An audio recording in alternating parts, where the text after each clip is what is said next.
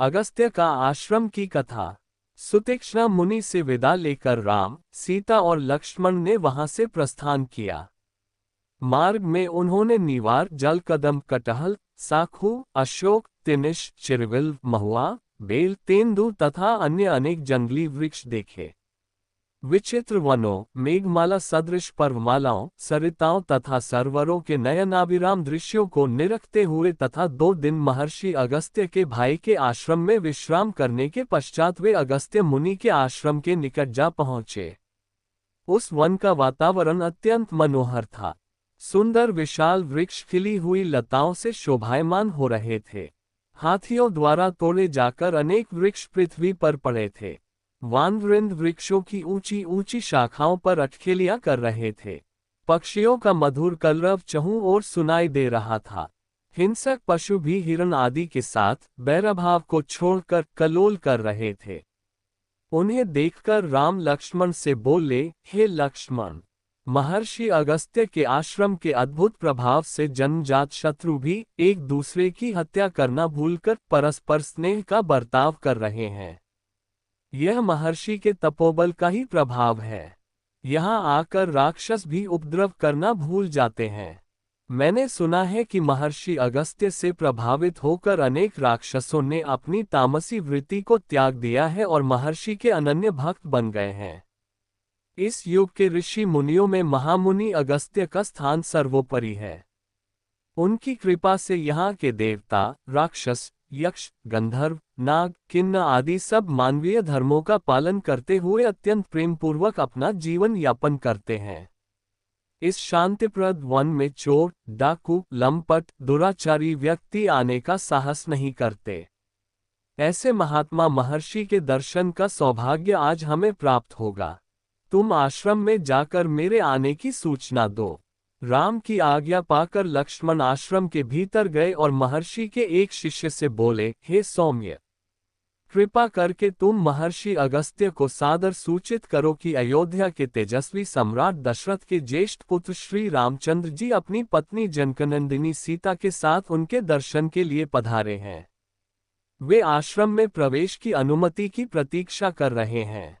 शिष्य से लक्ष्मण का संदेश सुनकर अगस्त्य मुनि बोले, तुमने यह अत्यंत आनंददायक समाचार सुनाया है। राम की प्रतीक्षा करते हुए मेरे नेत्र थक गए थे। तू जल्दी से जाकर राम को सीता और लक्ष्मण के साथ मेरे पास ले आ। शिष्य राम, सीता और लक्ष्मण को लेकर मुनि के पास पहुंचा, जो पहले से ही उनके स्वागत के लिए कुटिया के बाहर आ चुके थे।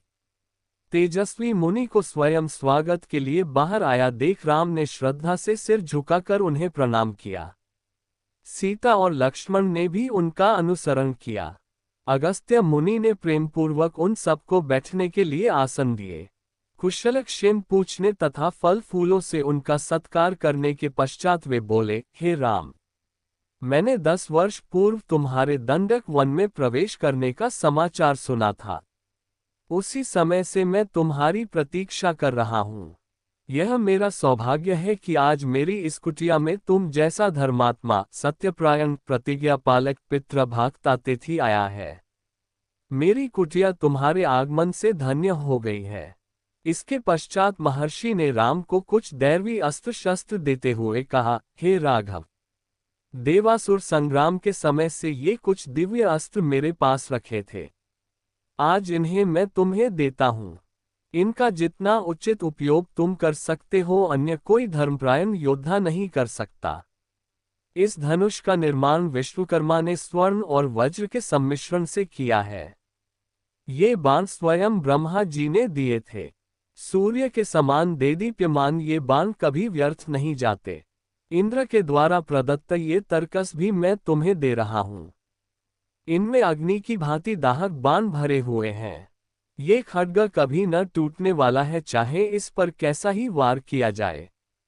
इन अस्त्र शस्त्रों को धारण करके तुम इंद्र की भांति अजेय हो जाओगे। इनकी सहायता से इस दंडक वन में जो राक्षस हैं, उनका नाश करो। राम ने महर्षि के इस उपहार के लिए उन्हें अनेक धन्यवाद दिए और बोले, मुनिराज, आपने मुझे इन अस्त्र शस्त्रों के योग्य समझा। यह आपकी मुझ पर अत्यंत अनुकंपा है, जो मैं अवश्य ही इनका उचित उपयोग करने का प्रयास करूंगा। मुनि ने कहा, नहीं राम, इसमें अनुकंपा की कोई बात नहीं है। तुम मेरे आश्रम में आने वाले असाधारण अतिथि हो। तुम्हें देखकर मैं कृतकृत्य हो गया हूँ। लक्ष्मण भी कम महत्वपूर्ण अतिथि नहीं है। ऐसा प्रतीत होता है कि इनकी विशाल बलिष्ठ भुजाएं विश्व पर विजय पताका फहराने के लिए ही बनाई गई है। और जानकी का तो पति प्रेम तथा पति निष्ठा संसार की स्त्रियों के लिए अनुकरणीय आदर्श है। इन्होंने कभी कष्टों की छाया भी नहीं देखी, तो भी केवल पति भक्ति के कारण तुम्हारे साथ इस कठोर वन में चली आई हैं। इनका अनुकरण करके सन्नारियां स्वर्ग की अधिकारिणी हो जाएंगी। तुम तीनों को अपने बीच में पाकर मेरा हृदय प्रफुल्लित हो उठा है। तुम लोग लंबी यात्रा करके आए हो, थक गए होगे, अतएव अब विश्राम करो। मेरी तो इच्छा यह है कि तुम लोग वनवास की शेष अवधि यहीं व्यतीत करो। यहाँ तुम्हें किसी प्रकार का कष्ट न होगा।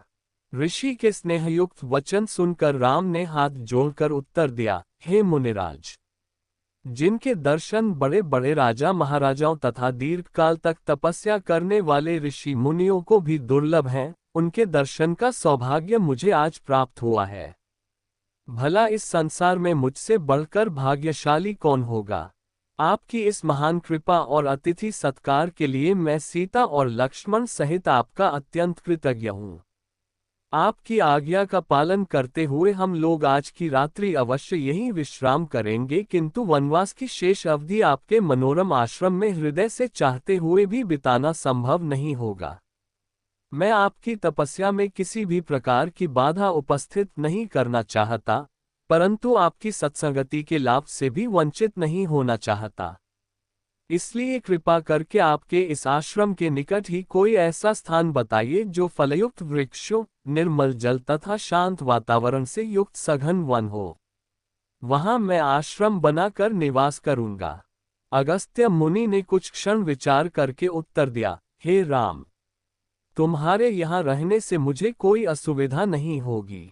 यदि फिर भी तुम किसी एकांत स्थान में अपना आश्रम बनाना चाहते हो तो यहाँ से 8 कोस दूर पंचवटी नामक महावन है।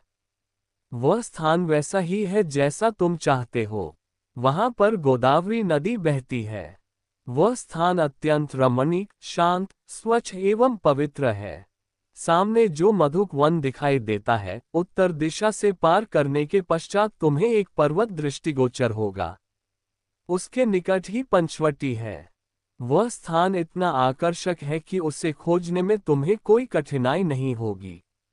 मुनि का आदेश पाकर संध्यावंदन आदि करके राम ने सीता और लक्ष्मण के साथ रात्रि अगस्त्य मुनि के आश्रम में ही विश्राम किया। प्रातःकालीन कृत्यों से निवृत्त होकर महामुनि से विदा हो राम ने अपनी पत्नी तथा अनुज के साथ पंचवटी की ओर प्रस्थान किया। इसी भगवान की वीडियो देखने के लिए सब्सक्राइब करें चैनल को और बेल आइकॉन दबाएं।